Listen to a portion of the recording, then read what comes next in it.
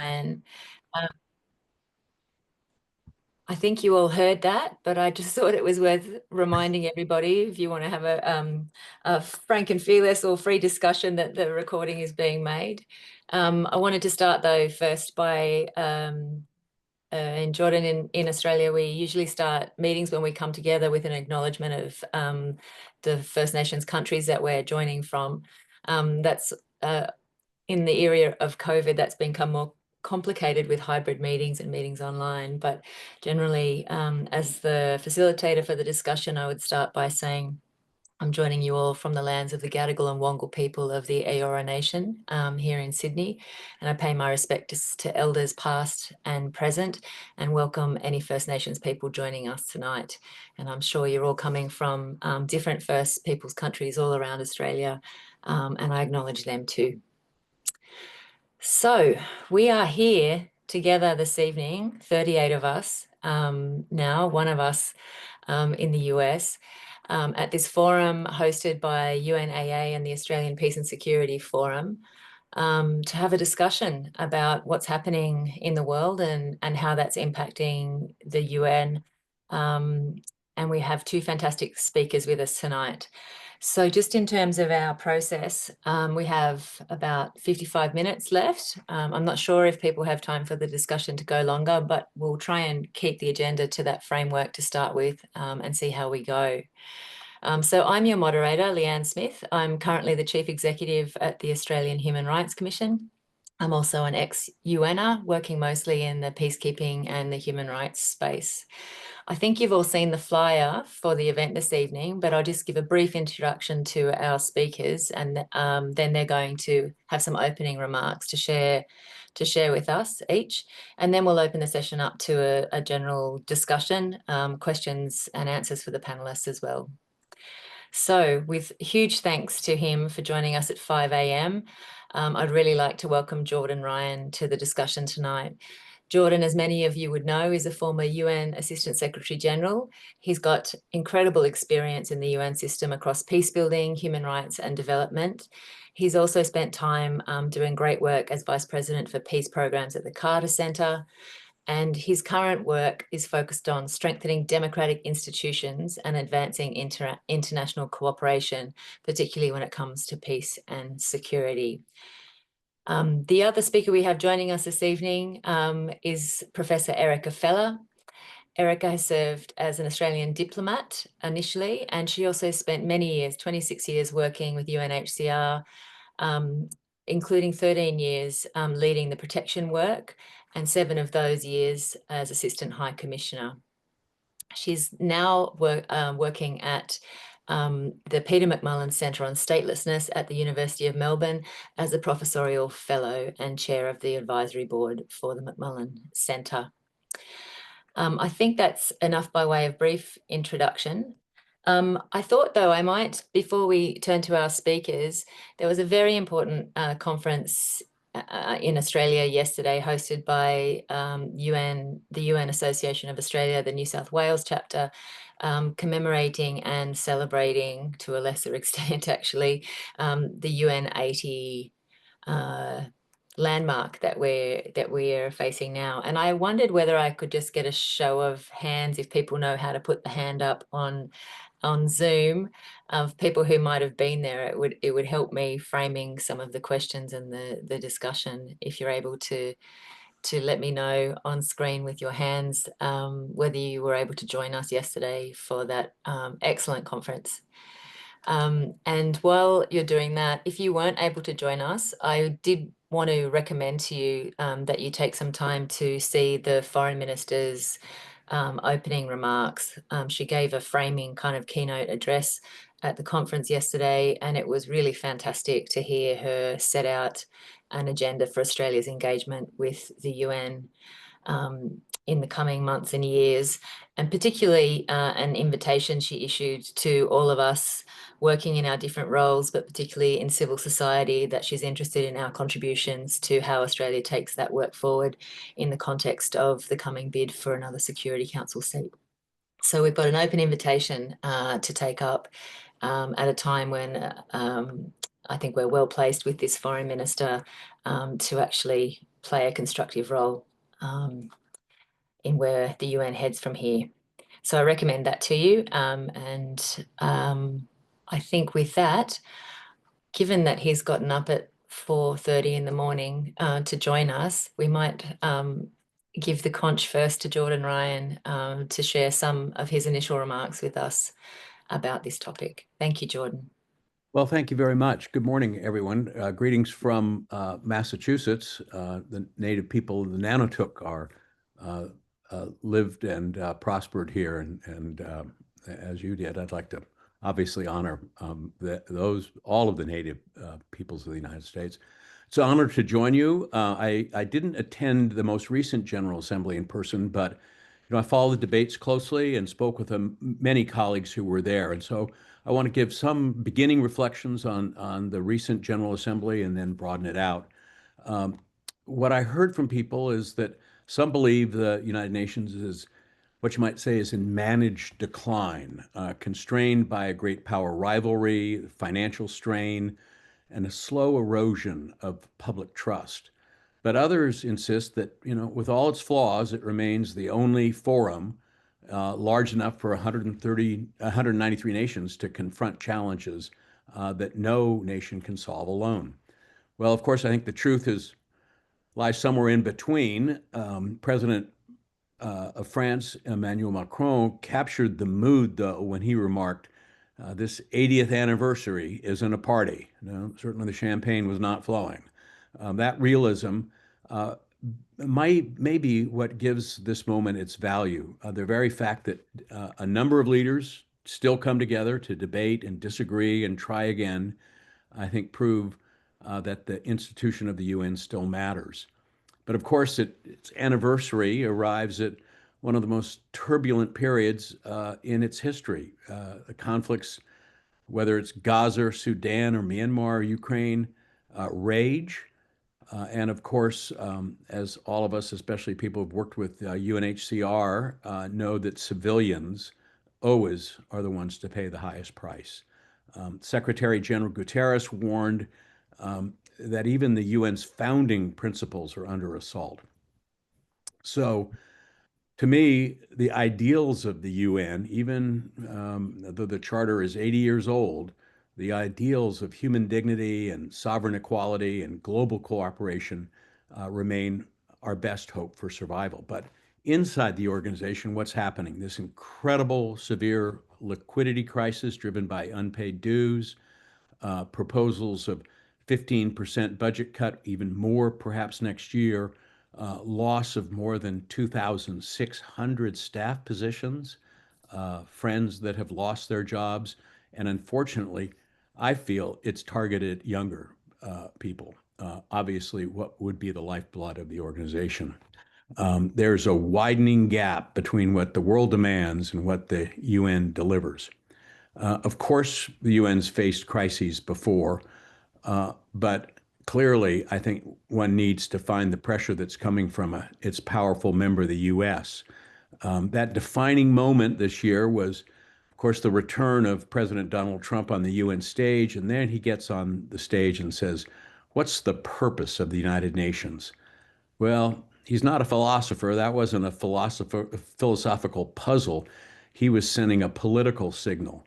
His administration calls it reform. In practice, it's a shift from occasional unilateralism that the U.S. is well known for to what might be called like almost a la carte multilateralism, engaging with institutions when they serve immediate interests, sidelining or defunding them when they don't. I think it's a paradox that's striking. Trump accuses the UN of being long on talk and short on results, and yet he uses the platform to meet President Zelensky and Arab leaders to discuss ceasefires. And later, he even told Secretary Guterres that he supports the UN 100% because its potential for peace is too great to ignore. Well, just a couple of weeks later, his UN ambassador for management and budget described the proposed budget cuts as just the beginning and called for deeper reductions to become the rule rather than the exception. So I guess the question is this really reform or is it retreat disguised as reform? I think we're witnessing not a withdrawal, but the monetization of commitment. The idea that global engagement has to justify itself almost on a quarterly basis. But just at the time the U.S. is changing its role, look to what's going on in the General Assembly. Renewed calls for structural reform, leaders from Barbados and Brazil, India, Kazakhstan, Kenya, South Africa, all spoke of Article 109 of the Charter, that long dormant clause allowing for a general conference to review or amend the Charter. It's been dormant since San Francisco, but it was meant as a constitutional safety valve. So this new Article 109 coalition launched during the Assembly, I think argues for that incremental reform is no longer enough. I think the message is clear. If the U.S. is to remain legitimate, it must reflect the multipolar reality of today's world. Whether or not that momentum builds, its emergence shows that reform's no longer optional, it's essential. So just as the Global South presses for inclusion, another power obviously is quietly shaping the agenda. You know it well, it's a neighbor. China is now obviously very active in deepening its work on global governance, not merely a challenger, but a central stakeholder. It's got South-South cooperation, the Belt and Road financing, leadership in multilateral lending mechanisms. It's redefining national norms just at a time that U.S. engagement ebbs and flows. Last month, China announced this new China-UN Global South-South Development Facility, further embedding itself as a partner for the developing world. Whether you view this shift as a welcome diversification or a strategic repositioning, it's a structural shift. One major power retreats, others advance, and not necessarily to preserve the existing order, but to rewrite its terms. I think all of this has implications for countries like Australia. I think your identity as a constructive middle power has always been rooted in what might be called pragmatic multilateralism. You've led UN missions, over 18,000 Australians served in Timor-Leste. You have decades of peacekeeping and capacity building efforts across the Pacific. And at this moment, when women, peace, and security, the agenda of women, peace, and security is slowing, Australia's steady advocacy for inclusion and accountability, I think, remains indispensable. So I think there's work on climate that you've undertaken on the Tuvalu Whale Union, cooperation that can produce humane and measurable responses. So looking to the election in the 2006 selection of the next Secretary General, I think Australia hopefully can make its voice heard and join in the growing chorus for UN to finally appoint its first woman leader.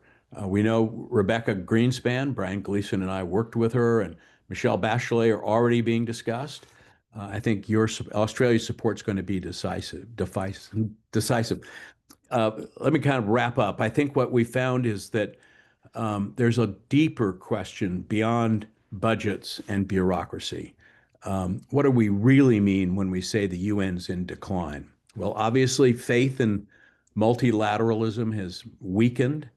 The UN is viewed by people around the world as aging and bureaucratic, even irrelevant. Major donors, not just the US, but Canada, the UK, Germany, all have cut aid, shaking the very idea that human dignity is a shared responsibility. But UN's been declared dead many times before, after the Suez, Rwanda, Iraq. Each time it adapted and endured.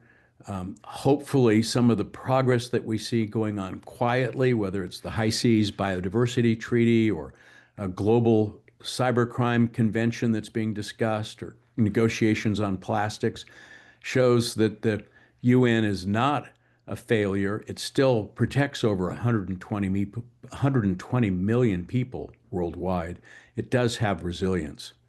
What's being tested at this 80th is not simply whether the UN can withstand criticisms or cuts, it's whether multilateralism itself can evolve, and especially through what we're seeing around selective engagement by the US, digital governance that's problematic, even competing visions of order.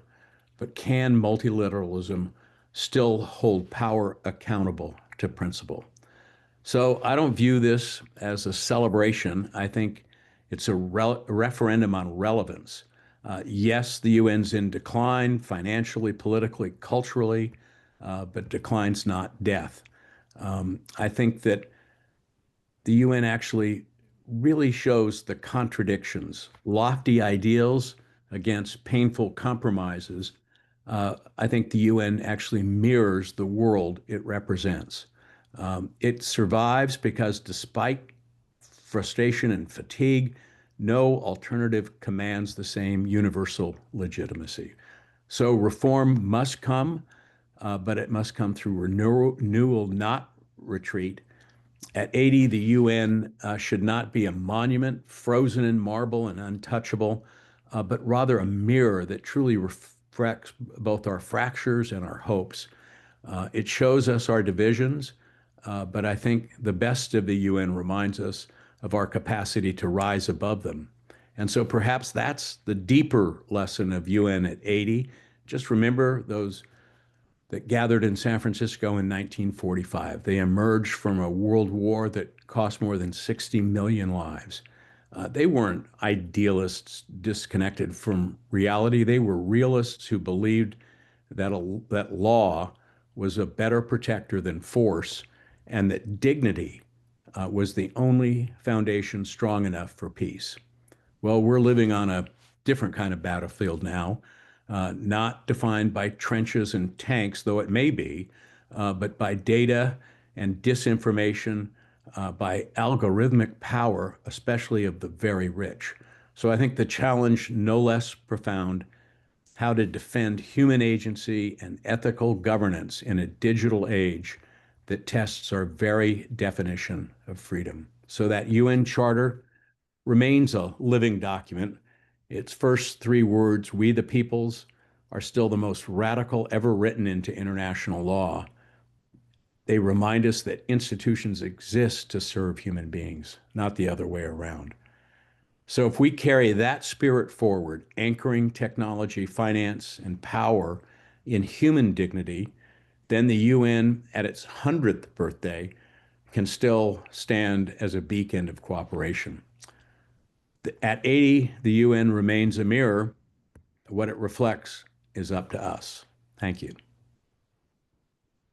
Thank you, Jordan, for those remarks. It's really thoughtful and a little bit scary, actually, the way you frame it. But I'm glad to see you haven't given up.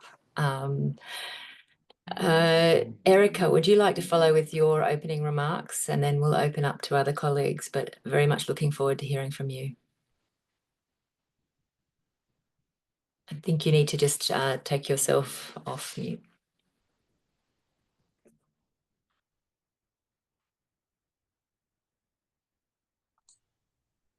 Okay, is that better? Yes. Okay. I was going to say thank you very much to Jordan. I think that what I'm going to say will be very compatible with what he has just said, and I think he's raised some very important questions which deserve careful consideration by us all at this point in time. I want to begin, of course, by joining you, Leanne, in your fitting tribute to the traditional custodians of our land, acknowledging them and paying my respects to their elders. This is a very important topic and a timely discussion. I recently opened my news feed to an unusual piece concerning candidates to replace Filippo Grandi, the current High Commissioner for Refugees, whose 10-year term finishes this December. Amongst the growing number of the usual traditional names that one always has, diplomats, government ministers, etc., Sweden has nominated Jesper Brodin, a veteran executive of IKEA, however we all pronounce it, Broden, who's a 56-year-old Swede, is stepping down in November as the CEO of Inca Group, the owner of most of IKEA stores worldwide. The Swedish government said in announcing this that the UN system would be strengthened by a person with business experience, especially given the major challenges now facing the UN. I mention this up front because there's so much current talk, as Jordan said, about the UN in its 80th year, where it's fallen short, what it's needed to ensure that going forward, it can continue to perform as it should and it must. And what I want to do for the next number of minutes is to wade right into this debate, beginning by asking the question, is Broden, a businessman, what UNHCR and indeed the UN now needs? Will this lead to the modern, forward-looking organisation which Australia's Foreign Minister, Penny Wong, and you mentioned this, Leanne, earlier in this recent presentation she made, will this lead to the modern, forward-looking organisation she's called for, one that can help with tomorrow's challenges, technology, including AI, climate change, modern conflicts, people movements? Now, my answer is a careful maybe. It depends, of course, on how one sees the UN's purposes and characterises the challenges, and I want to look a little at both of these. The UNHCR and the UN more broadly could certainly do, I think, with a good dose of business acumen. The organisation is going through a much talked about funding crisis. It may face a potential deficit of 450 million by the end of this year, despite a reduction in spending of nearly 600 million, according to Secretary General Guterres. I won't go into more of the statistics. Jordan has mentioned some of them, but Guterres has been talking ominously of bankruptcy looming. This is also UNHCR's crisis. Since 2015, the number of people forced to flee because of war and persecution has virtually doubled, reaching 122 million. UNHCR's budget for 2025 amounted to 10.6 billion, for which it's received approximately half. It projects that it will end 2025 with roughly 25% less than it ended 2024 with, in spite of the increase in its needs. Critical programs and life-saving activities have had to be stopped. Gender-based violence prevention work, for example, or psychosocial support to survivors of torture. Schools have had to be closed, food assistance has decreased, cash grants have been cut, resettlement has ground to a halt. Funds to reduce statelessness, which are always anyway quite limited, have gone down even further.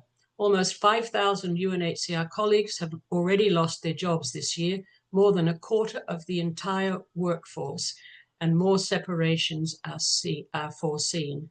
The United Nations Emergency Relief Coordinator, Tom Fletcher, opined recently, with the UN running out of money, the world has entered what he called a new age of indifference. Penny Wong, in that aforementioned speech, has gloomily predicted that the slashing of UN agency programs could lead to shell or zombie agencies doomed to fail because they can't deliver basic functions. Now, the budget crisis confronting the UN is, some say, the most dramatic in its history. It has been driven partly by the highly publicized pulling back of funds by the United States, traditionally the organization's principal donor. But it's not the US alone that's retreating, and I think Jordan mentioned this as well. Germany, France, or the UK are also choosing to cut their humanitarian aid budgets. But I would suggest that the budget disaster, dramatic as it is only part of the story. It's symptomatic of a larger crisis facing the United Nations, which is the retreat by states from multilateralism, with the web of global and regional frameworks of law and cooperation under serious assault. Countries are turning inwards, beset by faltering economies and aging populations, growing social welfare costs, rising military expenditures.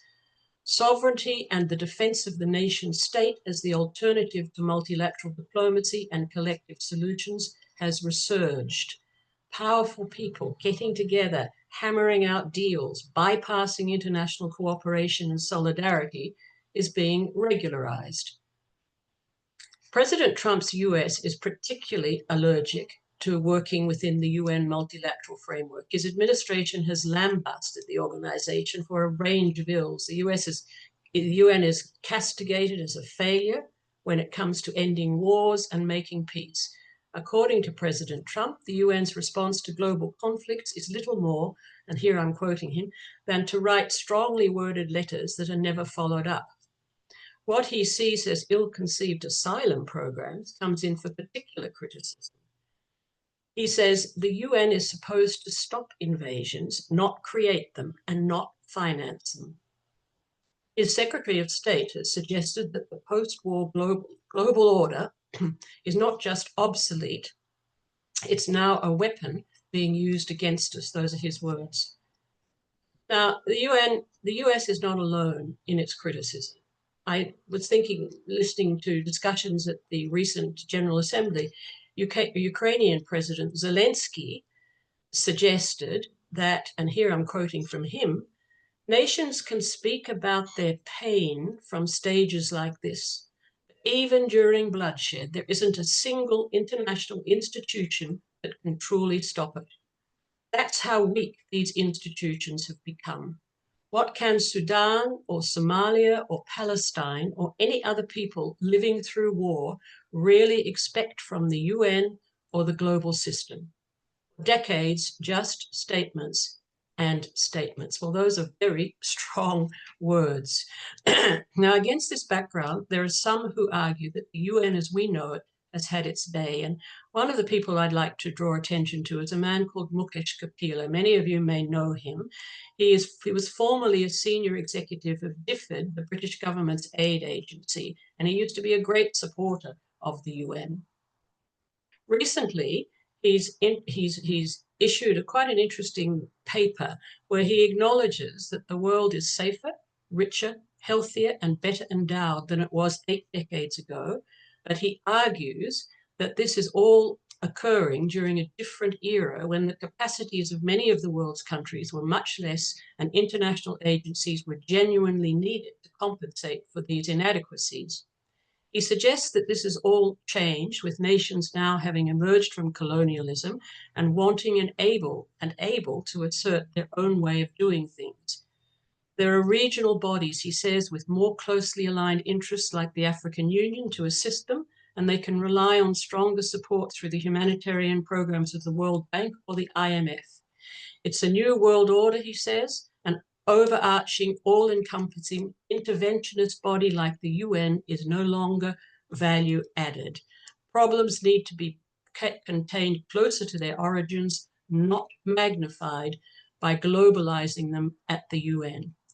He suggests the UN should stick to doing what is essential and cut back on what it would like to do, such as setting norms and standards. Now that got me very nervous. This is a very provocative and dangerous reasoning, and I would strongly argue that now is not the time to abandon the rights and the norms-based functions of the only truly global organization we have, where all countries, big, wealthy, tiny, struggling, can meet together and exercise a voice and a decision-making capacity more or less on par. The UN does many exemplary things. I'm not going to list them, and we need the UN for all of its humanitarian work, but we also need the UN's normative and rules-based advocacy, its monitoring and its accountability mechanisms as much as we need its emergency relief work. The UN High Commissioner for Human Rights, Volker Turk, lamented in his opening presentation to the UN Human Rights Council recently, governments are disregarding, disrespecting, and engaging from international law to an alarming degree. Rules of war are being shredded with virtually no accountability in places like Ukraine, Sudan, Gaza. Countries are withdrawing from international instruments in larger numbers. Global progress on human rights is stalling or going into reverse. Civic space is constrained, dissent is silenced, peaceful protests are suppressed. The UN human rights system is being undermined in alarming ways, such as sanctions being imposed on judges and prosecutors of the ICC and special rapporteurs of the Council just for or fulfilling their mandates. Now, Turk is not alone in expressing worry about the unraveling of the multilateral rules-based order. UNHCR head Grandi recently pointed to atrocities perpetrated in a range of countries as evidence of the deliberate abandonment of norms in the name of violent power, conducted with complete impunity by states and non-state entities alike. He said parties to conflict do not even pretend anymore to abide by international humanitarian law or by any set of rules. Instead, war and indiscriminate violence are portrayed as justifiable so long as military means are achieved. For all of these reasons, I suggest we should be deeply worried about talk of streamlining out or sidelining the UN's normative work. Mr. Guterres believes the United Nations in the broad has never been more essential. I want to bring to you the list that he presented recently, which he says is what the UN, the services it presents for the international community. It serves as a moral compass, a force for peace, a guardian of international law, a catalyst for sustainable development, a lifeline for people in crisis, a lighthouse for human rights. Of course, he recognizes that the UN is not perfect, hence his UN 80 reform process to equip the UN, he explains, with the means, resources, and mandates to function more effectively in the years to come. His focus is on simplification of the system, streamlining of coordination structures, greater diversification of partnerships within and outside the UN system, and localization of responsibilities. There are those who say this doesn't go far enough. Here I think of Martin Griffiths, a former emergency relief coordinator, who's called for a broader approach to reform if the UN is to find its relevance and value added in the new geopolitical landscape. He suggests that the crucial weakness the UN needs to address is the collapse in what he calls its most precious resource, its courage to lead.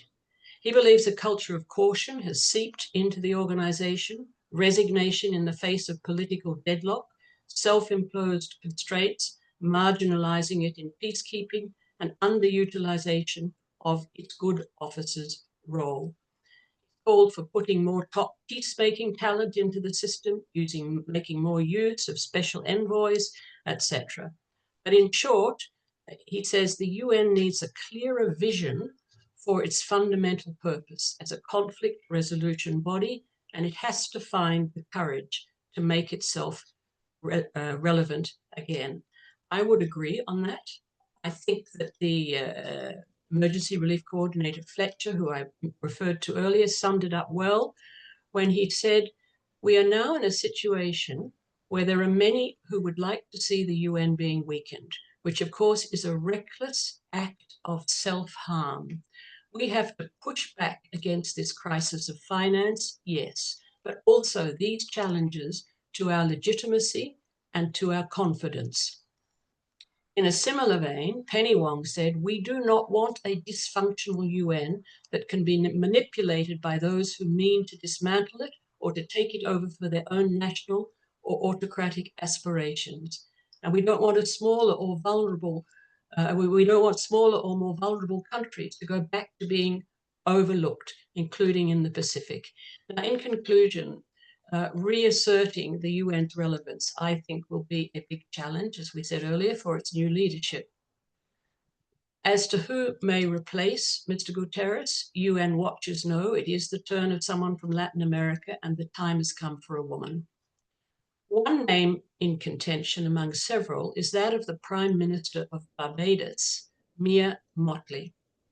She recently suggested to the General Assembly that global society is losing its center of gravity and in danger of political tribalism taking hold over the rules-based order. But she went on, and I want to end up on her comment because I think it is particularly sage. She said, the law of the jungle does not guarantee any of us a future or a livable planet. Thank you. Thank you so much, Erika. See rounds of applause for both Erika and Jordan. You've given us a lot to start this conversation. We've got 20 minutes now. If I may abuse my role as facilitator, I just wanted to draw out a couple of points that you made and ask you a question about it.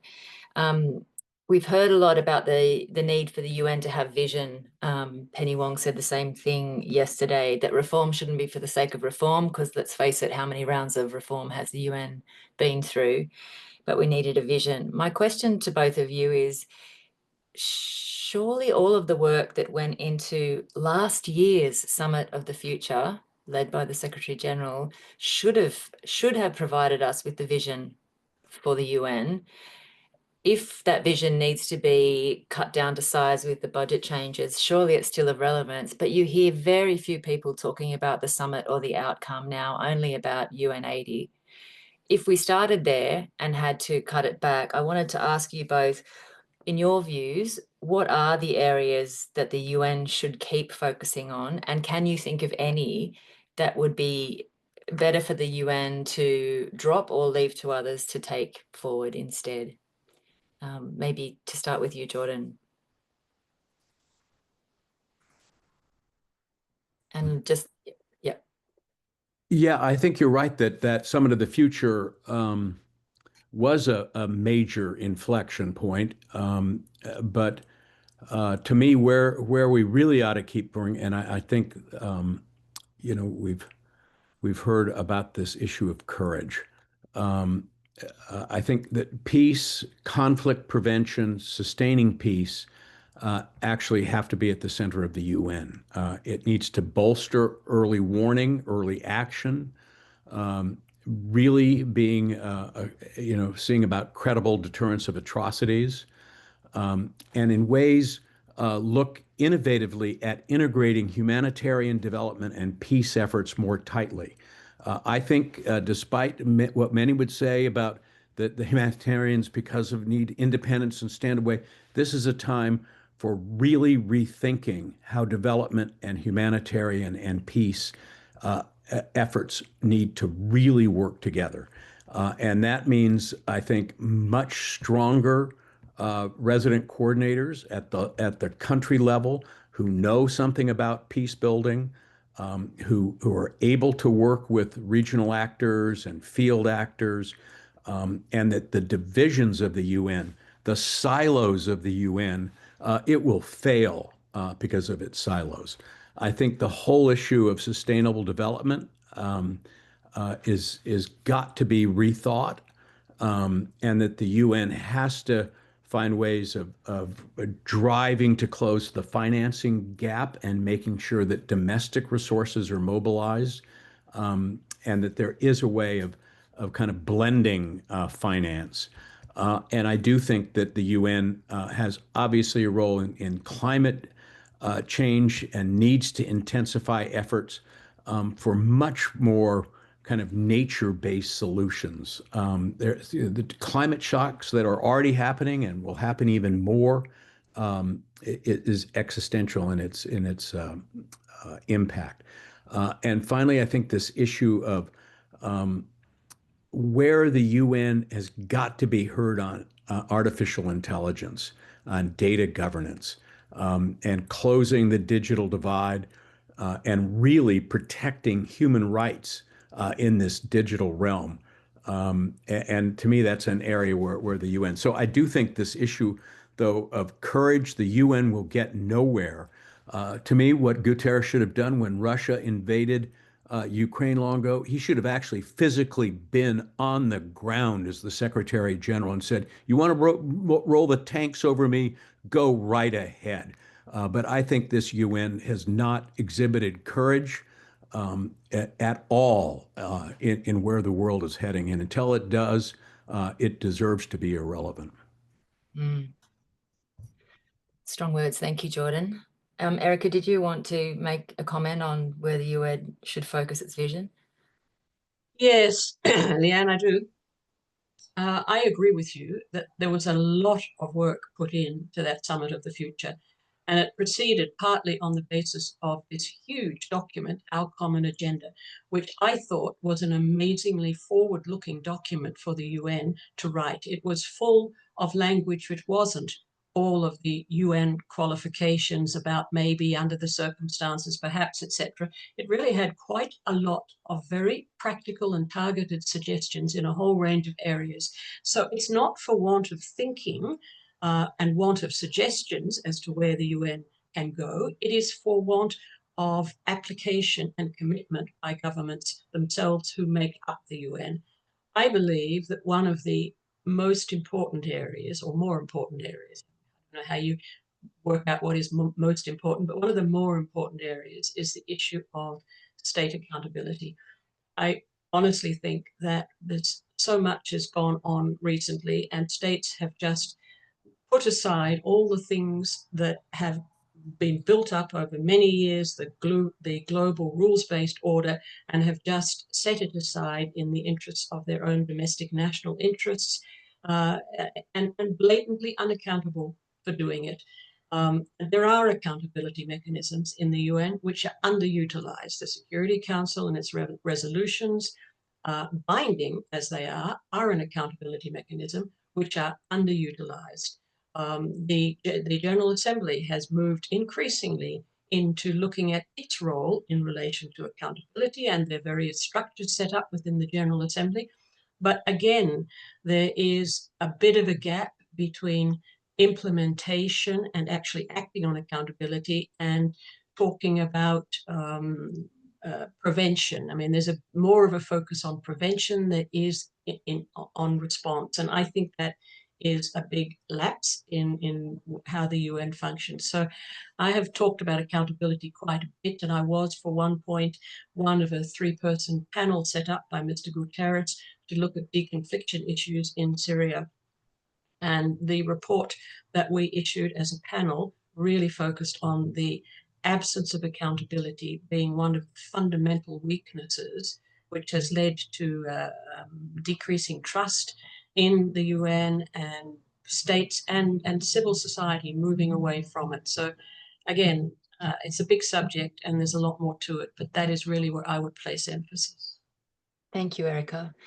I see we have some hands up now. I'll go to the comments or the questions, and I'll just ask you to direct your comment if it's for one panelist or whether it's for both. Ian, you've had your hand up for a while. Thank you very much. And a special hello to Jordan. Terrific to see you. We knew each other from China and Vietnam, and also to see other UN colleagues. A few remarks. The UN is like an amoeba. It's shapeless. Every time you add something, the shape of the amoeba changes. So it ends up being all things to all people. It reflects 193 countries, each of which has an individual vote. The result is we have far too many agencies, far too many programs, and far too many funds.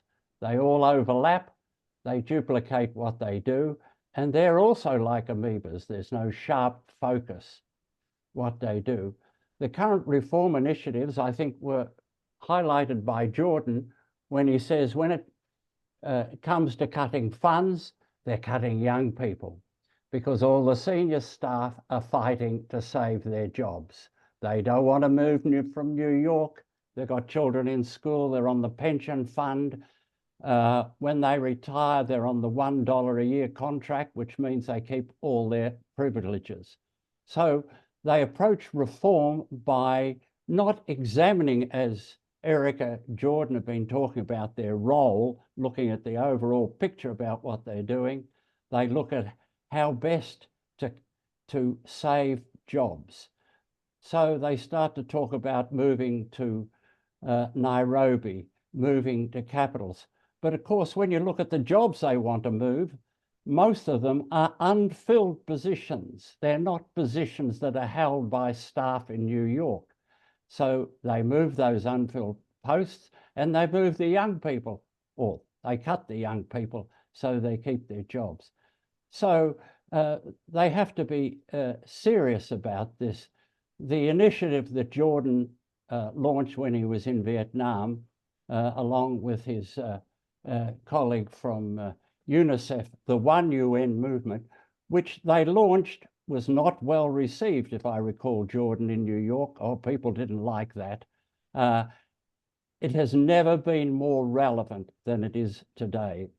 There should be fewer agencies, fewer goals, and they all should be working under the direction of a UN ambassador, not multiple agencies in all the countries. If the UN, it's time to be serious about reform, not cosmetic changes. Thank you, Ian. Do either of the panelists want to comment on Ian's remarks, or I'll go to the next comment? Shall I keep going around and we can add it to the general conversation, perhaps? Sue, over to you. Hi, thanks. Can you hear me all right? Yes. Okay, yeah. Thanks to the speakers. I'm from Medical Association for Prevention of War and Australians for War Powers Reform. I'd just like to make a comment about Australia's commitment to the ideals of the United Nations, the ideal of cooperation with other nations, etc. And I think there are some, albeit some very good aspects of Australia's work in support of the United Nations. I think there are some big gaps which relate, and I think this has probably come through in the comment in the chat as well, relate to our relationship with the United States and Australia's history of joining just about every US war of aggression, whether or not it's consistent with UN ideals, which generally not, of course. And recent times in Gaza, Australia's complicity at several levels with Israel's, what Israel is doing to the Palestinian people. And repeatedly, when Minister Wong has made a statement in recent times, particularly in relation to what's happening in Gaza, it's generally a statement of like-minded nations is the wording that she often uses, without acknowledging that there's good wisdom. There are very good initiatives that come from other nations that are not part of the Anglo Club that we generally tend to side with. So I think that to some extent there's some narrow-mindedness there on Australia's part. This is a particular, the issue of going along with US policy is particularly important in relation to the greatest security threat the world faces, which is nuclear weapons. And Australia's, despite Labor government's commitment to sign the treaty on the prohibition of nuclear weapons, government's failure to do that so far, which is basically because of the US alliance that Australia will not sign the TPNW. So I see some big problems there. And I think Australia could do far better with a more independent foreign policy, particularly on the biggest security threat, which is nuclear weapons. Thank you. Thank you, Sue. I might add Brian's question that is added in the chat. Brian asks, well, real reform and transformation can only be achieved with the support of member states. So the question to both of you is, how can we get member states to support change and drive implementation to achieve accountability for results?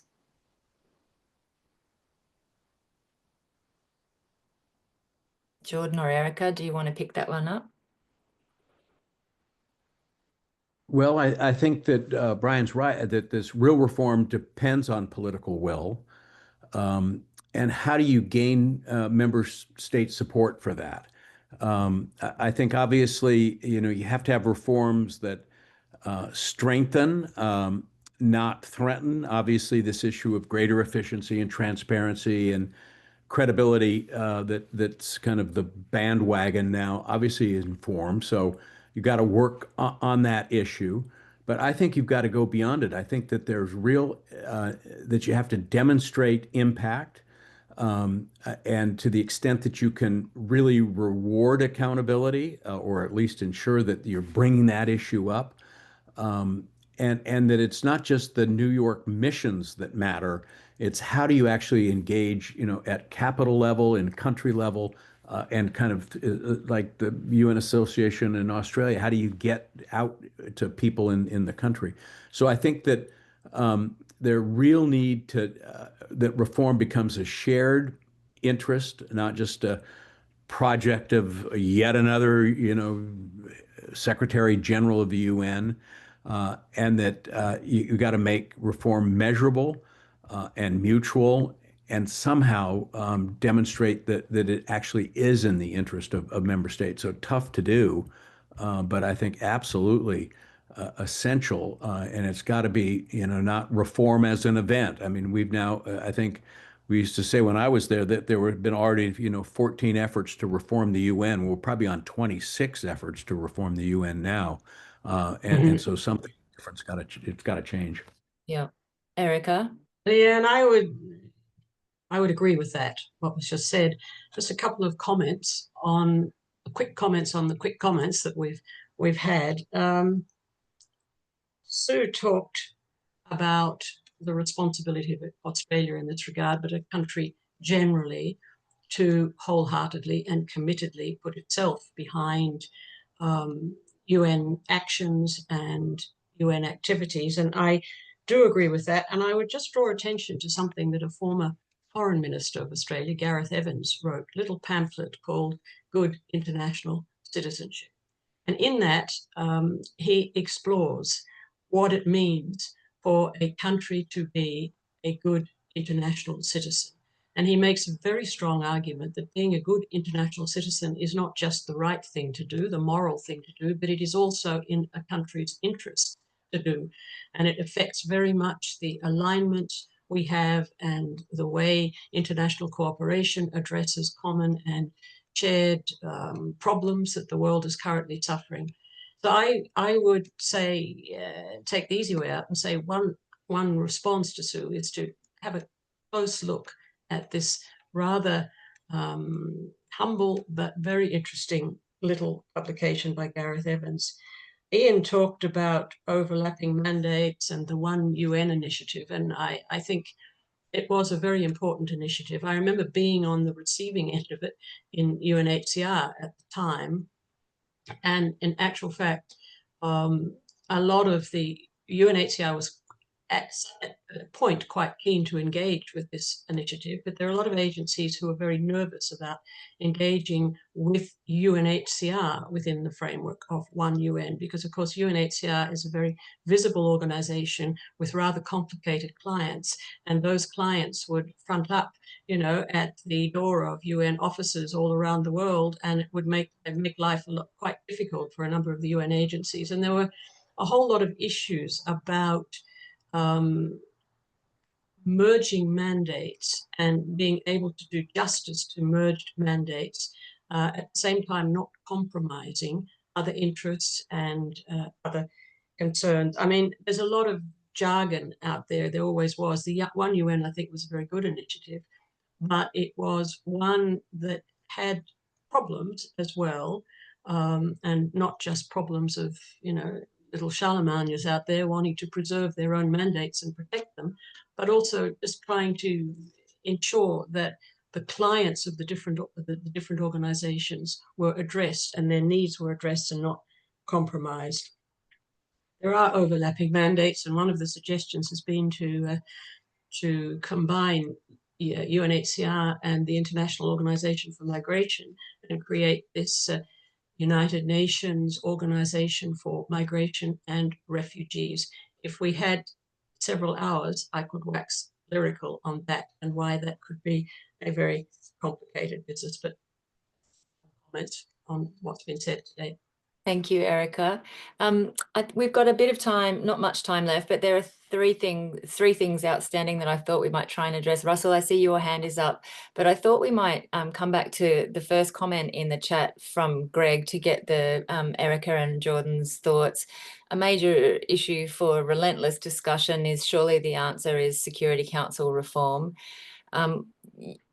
you know, I think a big issue that came up in the conference yesterday was if the UN's credibility is at risk, what will improve its credibility? And two things came to mind: the UN's ability to act and the UN being accountable. And our Security Council is obviously a crucial part plays a crucial part in both of those things.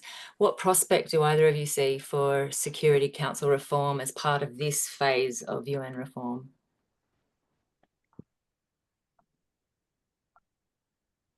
Well, I'm not too optimistic. You know, it's just you know, the old saying that you never want to invite the turkey to have a vote about Thanksgiving or Christmas. And those 5 permanent members, I think, are going to find ways of avoiding really changing. But I think it's obviously it's got to be on the table all the time, and actually has to be brought up.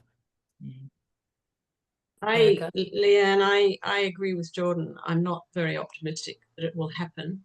I think what's more likely to happen is that increasingly some of the functions of the Security Council, albeit that they're there written in, you know, stone as belonging to the Security Council, will migrate in different forms to the General Assembly, where there is no, of course, no veto, and where everybody in theory has an equal weight in their vote. And I do see it already. I see some issues of peace and security on the agenda of the General Assembly in a way that wasn't the case a number of years ago. And probably, in my view, but then I'm not a New York hand, and Jordan will have a much better sense of it than I, but my feeling is that rather than reform the Security Council, it will be bypassed in significant ways, and maybe that will in itself generate its own reform at some point.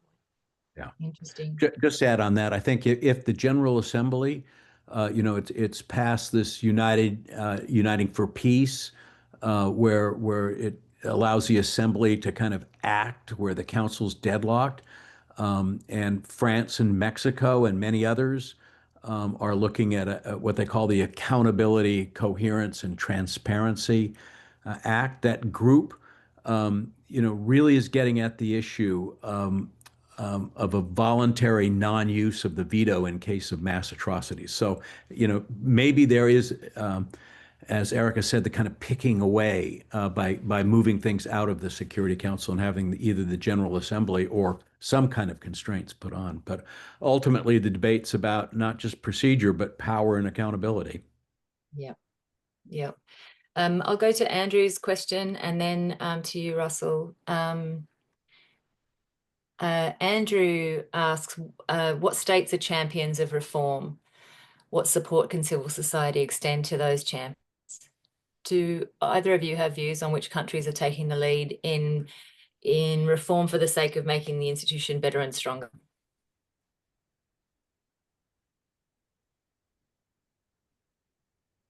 I think probably, Jordan, you'll have a I much mean, better idea.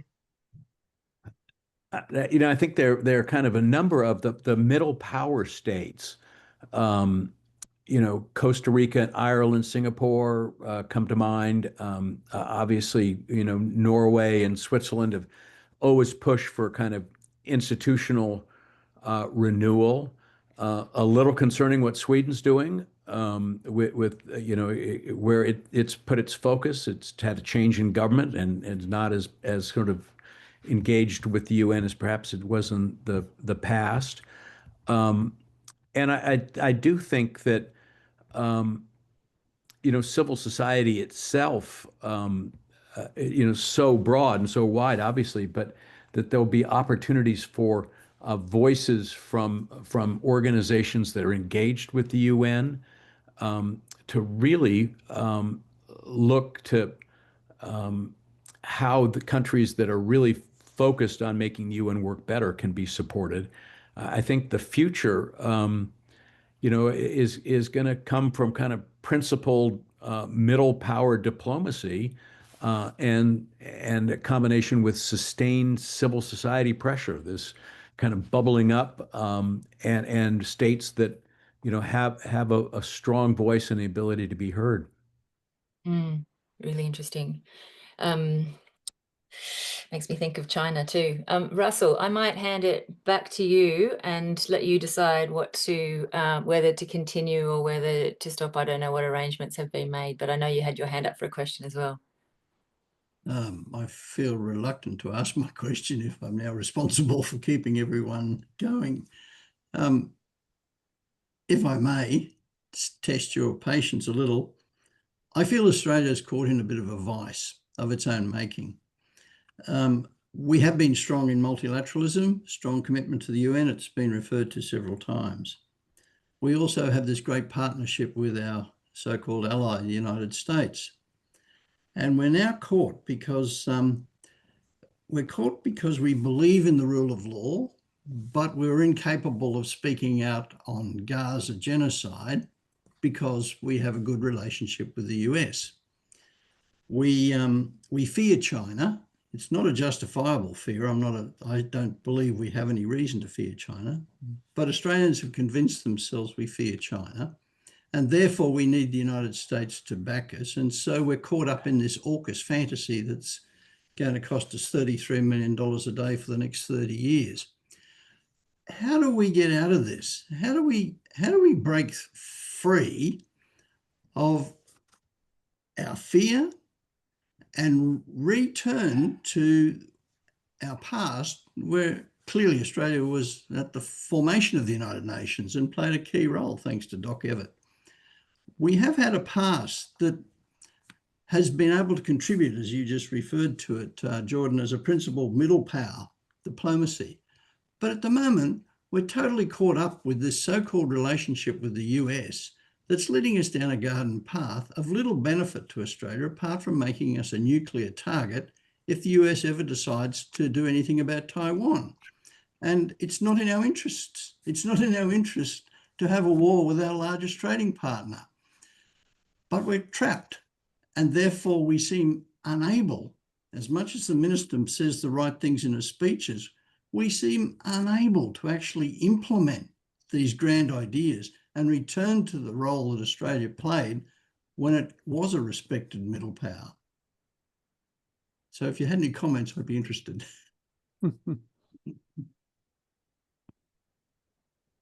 Well, my comment would be, I think one of the best traditions of Australia, as you mentioned it, was Doc Evatt, and that tradition of principled internationalism, and not treating the UN Charter as a slogan, but a standard.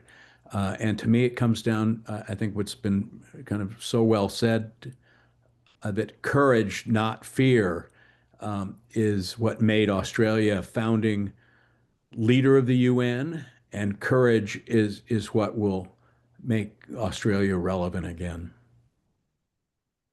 And if I may, Jordan, a potential Security Council seat might help Australia to locate some of that courage with this foreign minister. The way she was speaking yesterday sounded like we've got some good prospects that Australia could be part of a group of states, middle and smaller. And I completely agree with the point made earlier that it shouldn't just be a small group of Anglo states. We have lots of partners in lots of parts of the world who have as much interest in the UN as we do, and broadening that is probably the biggest strength we could have, is by joining arms across those former divides. If I could just add a footnote to all of this. I think Australian civil society is very well-meaning by and large. I think there's a tremendous good intention in the society, and people want to see the right thing done, the right thing said, and countries held to account for what's happening, what's happening around the world. But I think it's not a very well-educated civil society. And that is one suggestion I would make. When I came back from Geneva, came back to Australia, I found a tremendous ignorance, by and large, about what is the UN, what does it do, what does it stand for.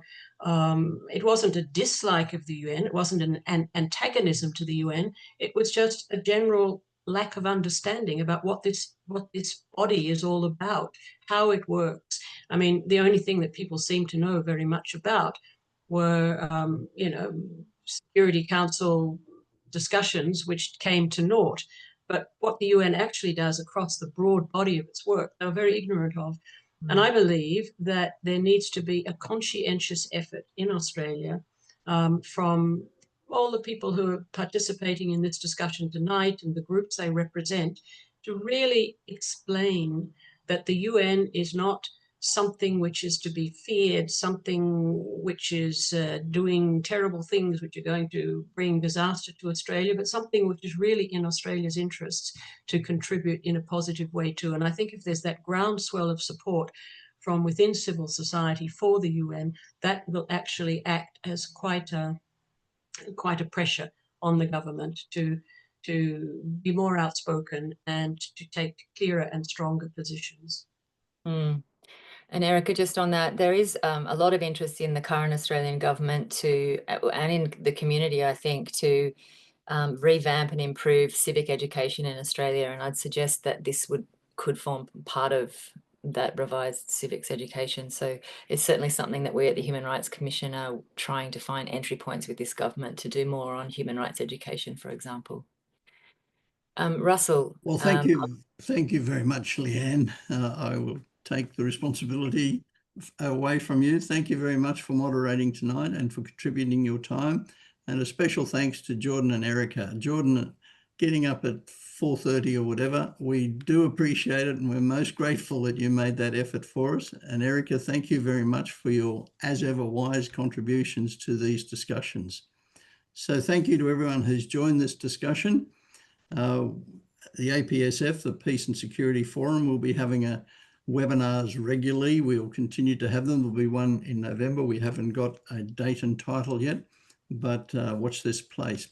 But please join in thanking Jordan for getting up early and making a great contribution, for Erika's terrific contribution, and for Leanne's excellent moderating. Thank you all very much. Thank you all. Good night. Good Good night. Good night. Thank you. Or good morning. Enjoy your day. Good on you, Jordan. Great. Thanks a lot.